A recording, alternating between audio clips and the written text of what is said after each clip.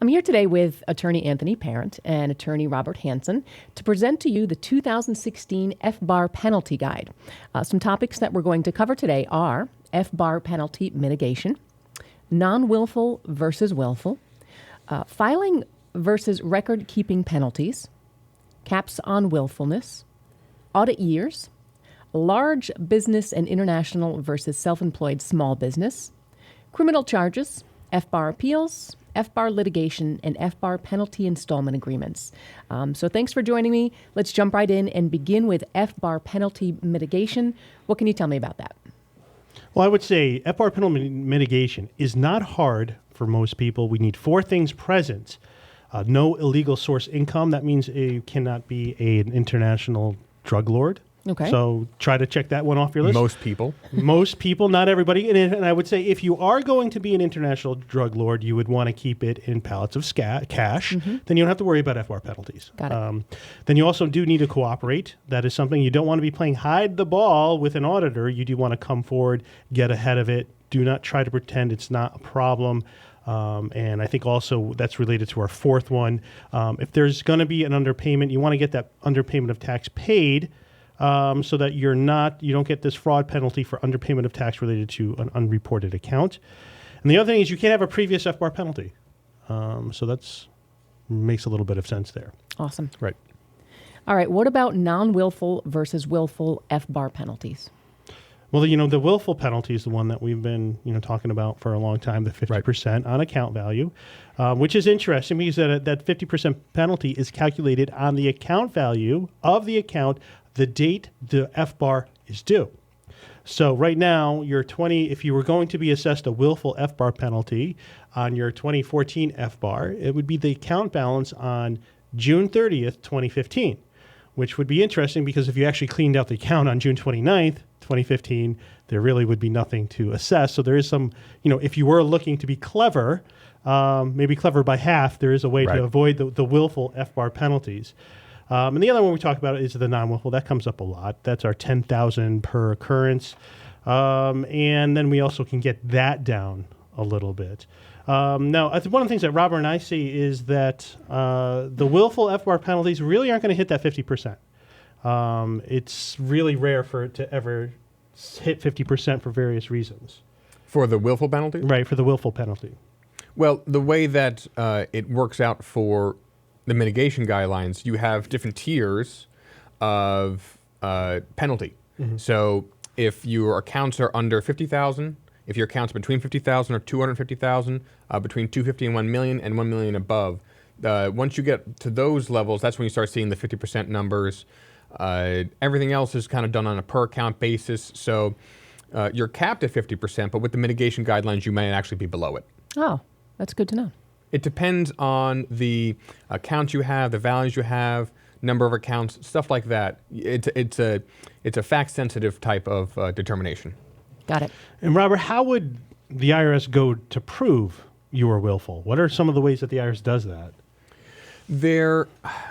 So in the Internal Revenue Manual, the IRS acknowledges that this is going to be basically a circumstantial evidence type of determination. They do have some guidelines for what counts as evidence towards willfulness, but it's going to basically be based on the letters that for the OBDP, for example, there's an opt-out letter that you have to put down in writing your basic background, your argument why you should not be willful.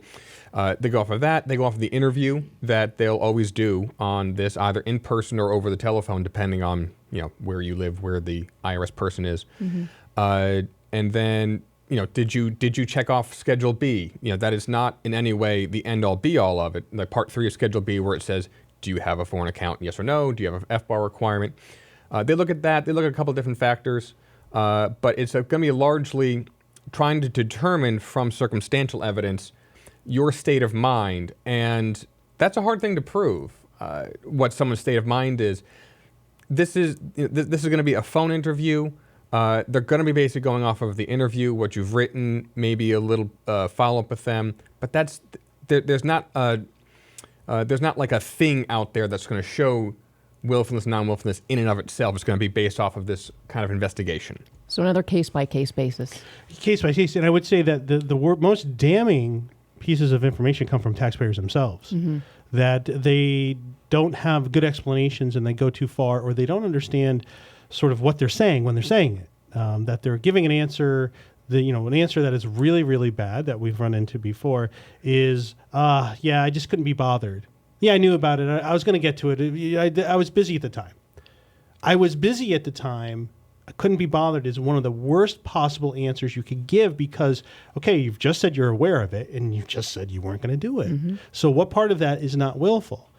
So sometimes just like, well, I didn't know. If they're asking, well, you got this letter from the bank, you got this from this, why didn't you do it? It's like, I didn't understand what that was. That's a good answer, and that could be a lot better. In the interview, be it phone or in person, are you allowed to have attorney representation? Oh, yeah. Yes. Oh, you are? Oh, yeah. Yeah. And, okay. So, I mean, that's really, you want to make sure you're running through the questions. And, I would say that these interviews, that there's various degrees of scrutiny.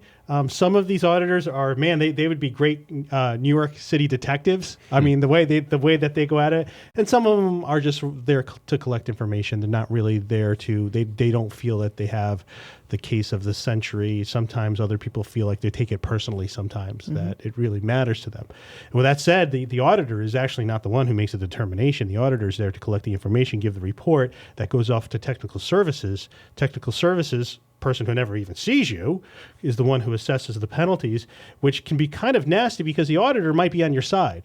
The auditor's like, oh, what a nice person. Oh, okay, they made a reasonable mistake. Oh, that's too bad. They give the report back to technical services, come back. Okay, so technical services decided to destroy you. So that is, it's something that, you have to be 100% protected on it and understand how everything works and the importance of every single word you're saying, because it really can come back to bite you. And I think people who, and I think this is really the danger, people who are non-willful, and this is something my own experience from doing criminal law so many years ago, it was always a case where the client was like, oh, look, this time I actually didn't do the crime, so I'm not worried about going to trial. So they can't convict me because I didn't do it this time. And then wouldn't you know it, there it is, they're guilty. It doesn't matter because they can get you. And that's really the thing. It's like when you are non-willful, that's probably when you need the most representation because you have the most to lose. Somebody who's willful, well, hey, look, there's only an upside for you because they might not. Right? Might not catch you. But non-willful, you are in the worst possible position and you better defend yourself tooth and nail. All right, now there's a different kind of penalty, FBAR filing versus record-keeping penalties. What's the difference? Well, we have our FBAR filing requirement, and you have to report all your accounts. But also, you just can't file. You have to also hang on to your records. So if you willfully destroy your records, they could get you on a record-keeping penalty for failing to keep your records. Now, I don't know how exactly. If you did have some bank accounts that you destroyed your records on, how do they assess a willful penalty on an account balance when they don't know the account balance? But I'm thinking it doesn't really happen because banks have records. Banks have records, but basically it's going to be if you've been you've had the request of give us your records now. We're going through this process. You may even be non-willful, but you're like, oh no, I only have records going back for 2 years. Well, you're supposed to be keeping them for 5 years, 5 or 6 years, something to that effect. That's when they can assess you on the record-keeping requirement. We normally find that the record-keeping penalties don't get assessed as part of the FBAR penalties because they're going to be part of the FBAR investigations because the FBAR penalties are going to be assessed. So they tend to be using their the mitigation guidelines and their discretion for that effect. And is that another case-by-case basis, or is there a certain percentage?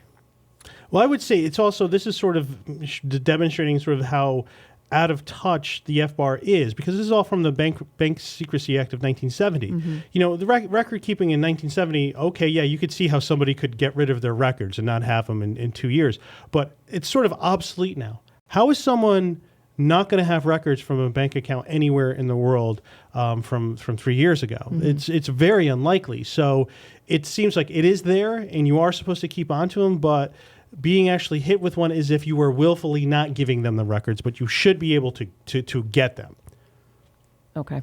That does make sense. I mean, it's not like you're getting necessarily a paper form mailed to you A lot of stuff is online now. Yeah. Yeah. Yep. All right. Now, what about caps on willfulness? Well, this is what we were talking about before. There's the 50% penalty, and if you look at your, there's a FBAR penalty that could be 50%, and usually with the statute of limitations, you have several years open. You can have 3 years open or 6 years open. So if I said there's a potential for a 300% penalty on your account value, but it's really something that we've never ever seen. I guess No. Is a 300% penalty even possible in theory? I think if you look at the statutes themselves, that's where people kind of get themselves scared. And then when you read those statutes and say, oh my goodness, I could be assessed this penalty and I can be assessed every year, that's when you start saying like, this is going to be 3 times what I actually have. The 50% language, a lot of that is in the Internal Revenue Manual, the IRS's own kind of playbook, and people don't think to look into that right away. Okay, so the statute says yes, but the IRM in practice doesn't. But they always could change the IRM, I suppose, to be in line with more of the statute language. It's just they haven't done it right now, so why would they ever change it? I don't see them really changing the IRM. I think if they had to kind of really enforce the black letter law, they'd have so much more of a fight on their hands. I think this is the mitigation stuff is a lot for the IRS saying, instead of us having everything taken to court, fighting tooth and nail and everything, give us this bit. We're not going to wipe you out. Give us some money and we'll, yep, you were, Okay. was I guilty? Yeah, I was guilty. Okay, give us 5% and move on. Right, and I mean the 50% is fairly devastating as itself. It's like let's not diminish what that exactly is, and there's nothing quite like it.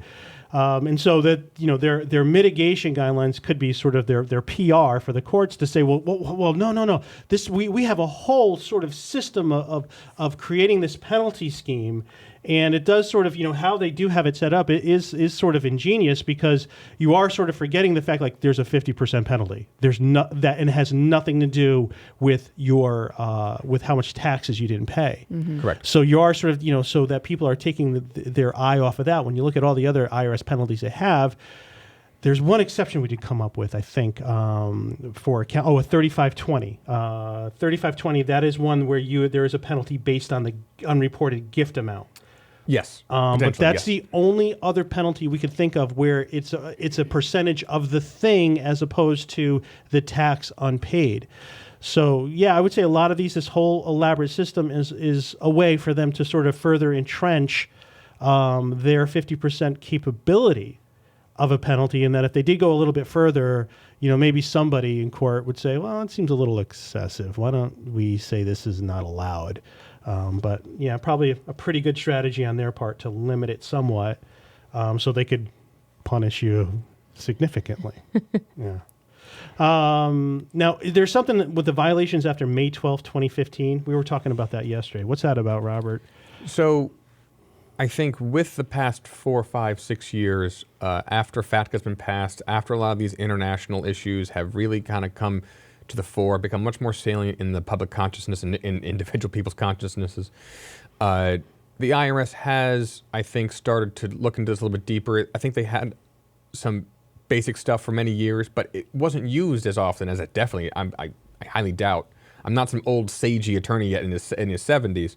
Hopefully I'll get there one day. But from my understanding, this wasn't as prevalent as it is today. So they've been modifying their guidelines a little bit. They've received some comments and stuff. They've been doing the OVDP now. The current OVDP is technically the 4th version. There was the 09, the 11, the 12 version, and then the 14 version is like 12 2.0, kind of. So they've been looking into this more and more. The guidelines for violations that happen after May of 2015, that's where on the willful side, and they made some changes on the non-willful side as well, that's where they put the hard caps on the yearly penalties for non-willful and the caps on penalties for willfulness. So willfulness will be now, for violations after May 2015, are capped at 50% of the highest account value during the years that are under review. So if you have 3 years, the 3rd year is the highest, 50% on that, and then the penalty that will be applied each year will be the prorated amount, on all 3 years instead of just being one penalty on 1 year. The non-willfuls changed to having a hard cap of $10,000 per year violation. So it used to be that, and it still is in a certain way, they haven't completely wiped away what they used to do, but now it's a hard cap of 10,000, and you'll still go in there and you'll do your account by account calculations. And there are a couple of different tiers. You might be capped at 5,000, you might be capped at 10,000. It doesn't matter. You're capped at $10,000, and then even you're capped at 50%. If you have several years being reviewed and you're being looked at, and there's a $10,000 penalty every year, for example, you can't go above 50% of the value overall. So there's some extra stuff to, I think, help with the processing of these, help taxpayers a little bit. Especially if you're willful. I think the willful changes were even better than the non-willful changes. But again, it's going to be an account-by-account type of, or person-by-person type of consideration, because depending on each set of rules for anybody, for anything, there's going to be a certain set of people it's perfect for and a certain set of people that it's not. And under the old rules, we had some clients that were going to do that, go through the audit process, and that was going to be a really great deal for them. Then they changed the rules like right before we decided to make that jump. Now the new rules, you're not really saving that much money anymore the way that they're going to be doing this. So maybe we do something else, or we go a different way. So it's going to be that case by case. I would say, yeah, sometimes the streamlined program starts looking a lot better. And one of the things that's come up is, the IRS has the OVDP FAQ 7.2, 50% offshore penalty. If you're, one of the bad boy banks, the naughty list, the naughty list, and I think the list is over 100. And when you start, the IRS might have been pushing it a little bit too much. So they were, like, okay, well, you didn't report this account to us. You didn't enter into the OVDP. Now we have your list. So guess what? We're going to really come at you super hard. So we're going to hit you with a 50% offshore penalty. Now, it's not just a 50% offshore penalty on your FBAR, but anything offshore like real estate. So it actually, your exposure, if you go through an OVDP, can be higher than if you were just sort of sitting back and saying, okay, come and audit me. It is something where there are cases where we're looking at it, I guess. So what would be the downside? Let's just say that you are on, one of the bad boy banks, and you're saying, you know what, I'm just not going to do it. I'm not going to go through and pay a 50% offshore penalty on all my offshore assets that have unreported income to it. I guess criminal charges is one. So that might be the reason to get an OVDPs, because you do have that exposure. Yes, I think some people, the thing for the OVDP, remember, is that you can go through the program, you're in a program, all collection action is stopped until the completion of that program. Either you get kicked out or you finish it. So some people like that, and then at the end of it, you're going to have a signed document from the IRS saying, here's what I owe, here's what I pay, and that's going to provide not an absolute defense, but they're not going to be going back for prior years, looking at these issues again, absent finding evidence that you were an international drug cartel kingpin, moving drugs across borders. So some people like that, and throughout the Internal Revenue Manual, which your auditor will have, we print them out, but I'm sure they got a nice bound copy sitting on their desk with lovely, gold embellishments. So I'm sure that they have that on their desk, and they're looking through it. And throughout the IRM, there is reference to discretion. So the auditors have discretion to lower your penalty, and they also have discretion to raise your penalty, even if you might otherwise qualify for mitigation guidelines. Unlikely, obviously, but if you're not playing ball, if you really don't cooperate, if you have some of these issues where you have a legal source income, they might choose to impose a harsher penalty or apply penalties above what the mitigation guidelines are, above the 50%, if they feel that it is appropriate in your situation. So if you're hiding the ball, that's where you are really exposing yourself. Okay, so what we're talking about is that your 50% penalty may go higher because they're going to say, you know what, we're not going to give you the mitigation because you had the opportunity to cooperate by getting into a program. You decided not to, and now you're waiting for us to come around to you. And now for us to come around to you, guess what? We're not going to basically limit ourselves by what the mitigation guidelines can say. We could just throw those out the door. Now we could come after you pretty hard. And we're going to assume that the worst of you, because again, you didn't cooperate. That's terrifying.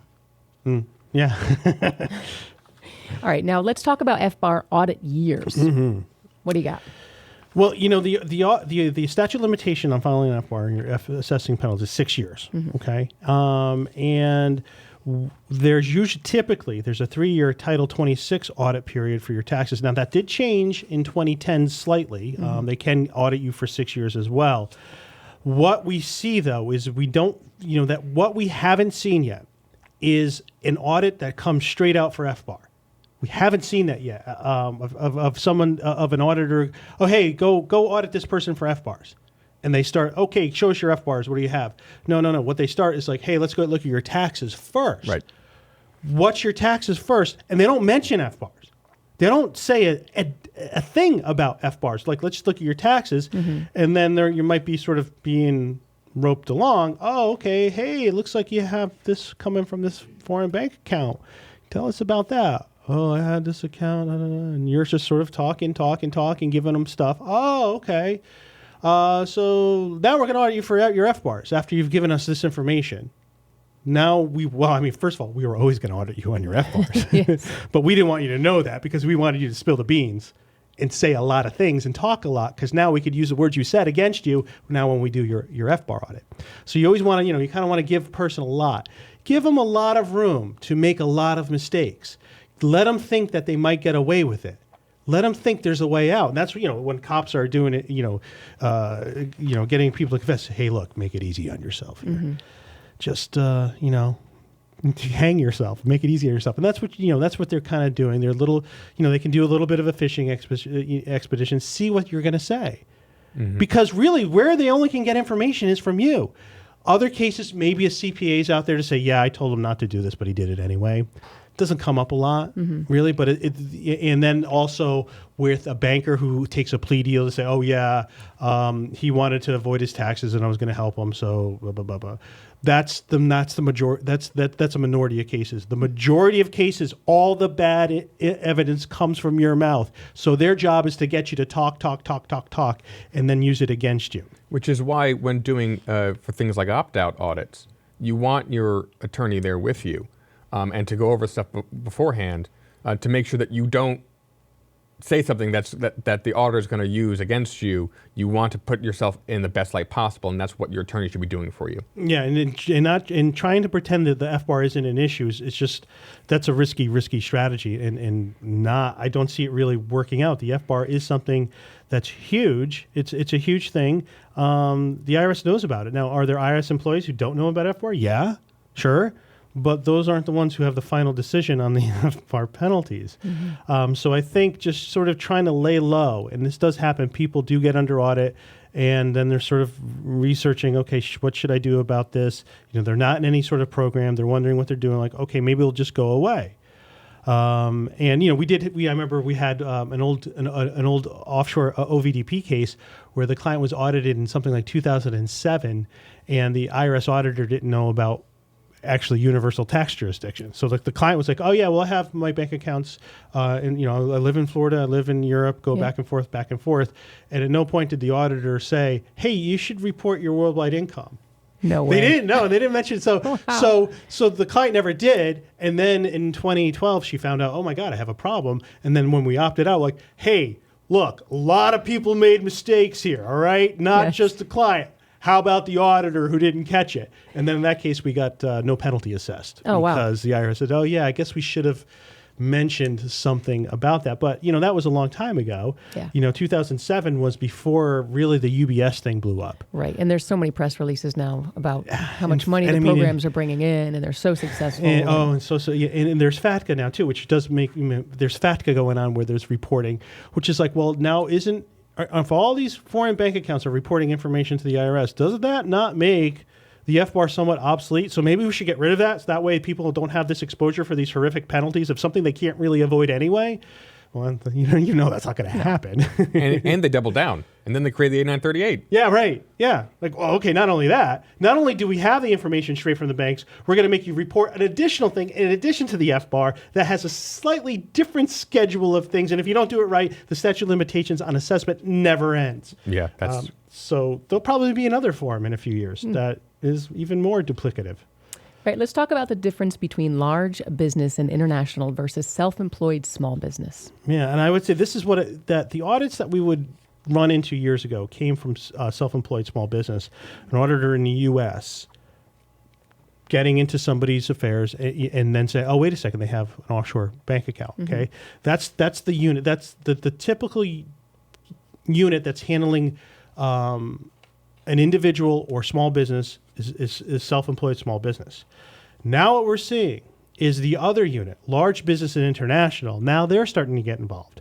They're starting to start these audits. They're going after people they know because they know there's FBAR penalties to get.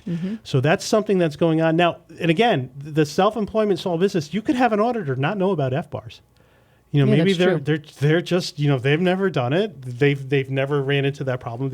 They're only dealing with, you know, hey, this plumber's deductions are too much or something like that. They're not really thinking about that. So that was something you could sneak by, sort of at your own peril. But now you're talking about large business and international. It's in the name. Yeah, it's in the name. They're going to know about it.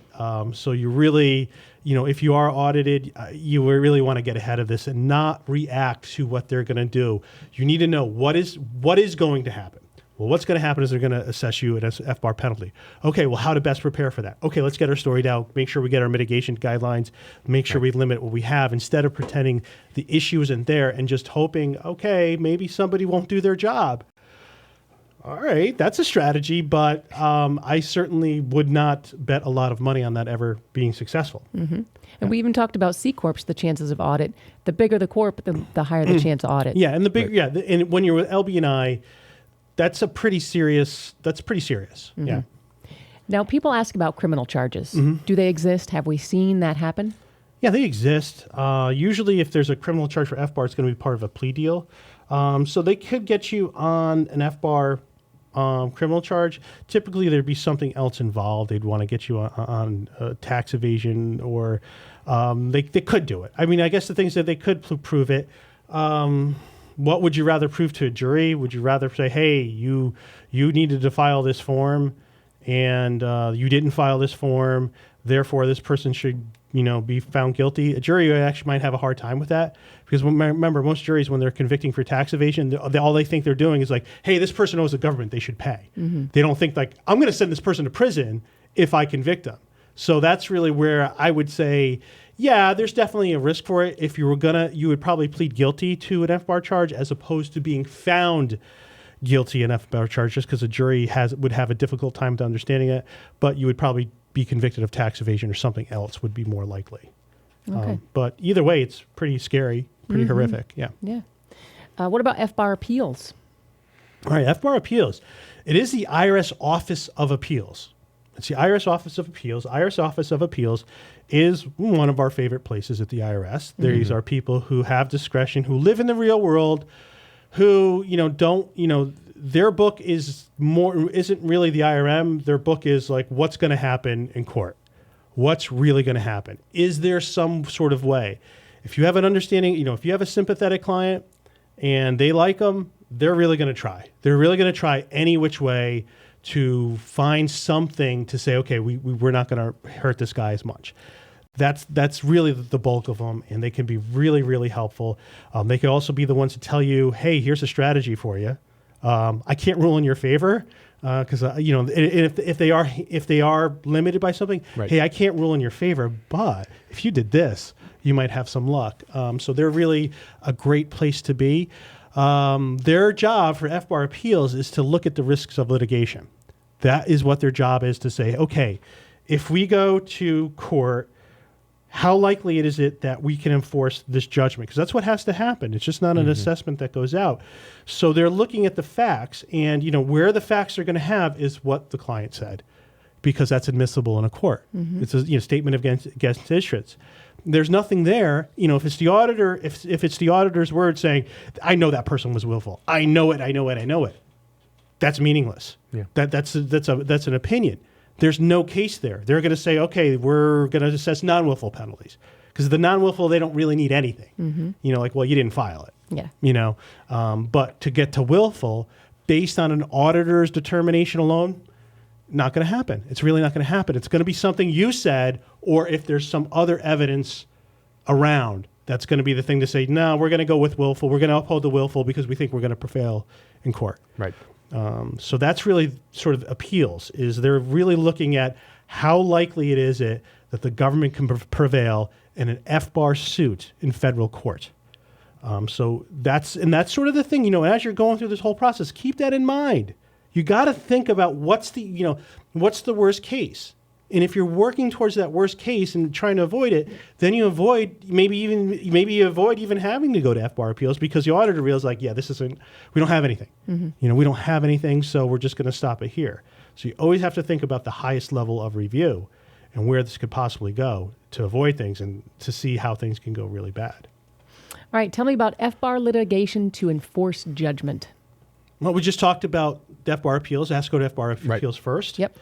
So they have 2 years from the date of assessing the FBAR penalties in which to file a court a judgment to convert sort of their FBAR, their Title 31, because your FBAR is not like your taxes. Like your taxes, you don't pay your taxes. They send you some notices and you ignore them, and then they levy your bank account, right? Right. Oh, God. That's a very real thing. No court was involved there at all. Just a bunch of hey, here's our bill. You agree with it or disagree with it? Hey, we didn't hear it from you. Hey, here's another notice. Let us know what you think. Okay, we didn't hear from you. Okay, we didn't hear from you. We're taking your money. That's it, right? Yep. FBAR is very different. Hey, we're going to we're assessing this penalty for you. Here's our demand for it. You haven't paid it. Well, now what there's some things they can do. They can offset certain things and deny you some weird things here and there, but they really can't get the big money. Unless they could take that FBAR penalty and convert that into a civil judgment. Now it's a civil judgment. Now they can go and do some nasty things to you. So they have to litigate there. And, really, if it's going to litigation, that means that it should have been FBAR Appeals looked at that to say, yeah, we do have a case or we didn't have a case. Okay. Now, there's a lot of things that happen in litigation. Maybe the appeals made the wrong determination, or maybe there was sort of a political decision why, or maybe somebody didn't like you. So there's still, litigation, you still have a chance to either beat them or negotiate to say, well, how about this? Because, right now, does the government want to lose an FBAR penalty case? No, they don't. They don't want to get any bad law. This is their, this is their focus. This is their big focus. Right. We're cracking down on international law. They don't want, and there's not one attorney there who wants to be the one like, yeah, no, I was the one who lost the case. It was most of my fault. So it is something, where like, well, hey, how about this? You're going to have some facts helpful to your case. You're not just going to be able to say, I'm going to sue you. Right. I'm you taking need it to the something. Supreme Court. They have to have some weakness in their case. If they don't have weakness in their case, they're not going to be allowed to settle it, because their supervisors are going to say no. Why? Because you're afraid of a victory? No. You're afraid of losing? That's not an answer. There needs to be something in there to say, hey, you have a little bit of a risk of losing, so why don't we sort of make an accommodation? We'll just sort of agree to this. But a lot of times that doesn't even happen, in appeals. But it could happen after the fact. Right. Robert, in your experience, have you seen a lot of cases get that far? I mean, you've dealt with a lot of these. Litigation or criminal charges? No, really, I think for the IRS, they want the money. Yeah. So we've had good success in audits. Yeah. And then from the appeals, we've had some good success too. Yep. There. And then other times, like, what? If you get the non-willful determination, appeals probably won't go below that. Yeah. So all right, we got non-willful, we're good. Yeah. Okay. And I would say my experience as appeals is it's based in reality. And when even that, I'm getting a result that I'm not so happy with, it's like, okay, that is the truth though. What they are saying, if we fight and you go to court, there's a really good chance you get, you're going to lose this and you're just going to be wasting your time. So I would say that the appeals does seem to be doing their job as far as we from our experience. Right. There are other cases, I can't speak to that, but from our experience, they seem to be doing their job. Okay. FBAR penalty installment agreements. Yeah, now this is something where you do get assessed a penalty. This is not an IRS installment agreement. This is not your typical IRS payment plan. Your IRS payment plan, you have a statute of limitations that's running on your Title 26 tax liability. FBAR penalty is different. So, what we've seen is they send out a letter 3708, and they'll want something to set up the installment agreement, and then they'll charge you an interest rate. So we've seen, different, we haven't seen a standard amount yet, and I think they're still working through that. We've seen some fluctuations, but in most of our cases, our clients are like, oh yeah, I want an installment agreement. Then they see it, they're like, what, I'll just pay, I'll get rid of it. Because who wants to be bothered with it? And they are kind of getting, once you see sort of what they're charging for it, and you realize that there's really not an effective way out of it, because they are assessing you this because you have it. That we typically don't see FBAR penalties where somebody doesn't have the thing anymore. So it is something you have. You have the ability to get to it. So we do try to get people just to say, get rid of it. Is there situations where people, an installment agreement would be better? Sure. If you're on a fixed income and you have limited resources, okay, I could see it. But for a lot of people, especially when we're non-willful, just get rid of it. And it's just, I don't know we've never done one on a willful penalty, but it's very rare we get those. So let's say you had an account. The account is now closed, but technically you should owe a $10,000 penalty. Will they still make you pay that? Oh yeah. Oh, they will. Oh yeah. All right, so they're not a kinder, gentler IRS No, since the last time we talked? No. This is them being kinder and gentler. Yes. Yeah. All right, well, that is awesome info. Thanks, guys. You can subscribe to our channel because we have lots of updates about offshore banking. You can also like and comment below, and you can visit us at IRSMedic.com. If you have any FBAR questions or other tax-related questions, we can help you out. Thanks so much for watching.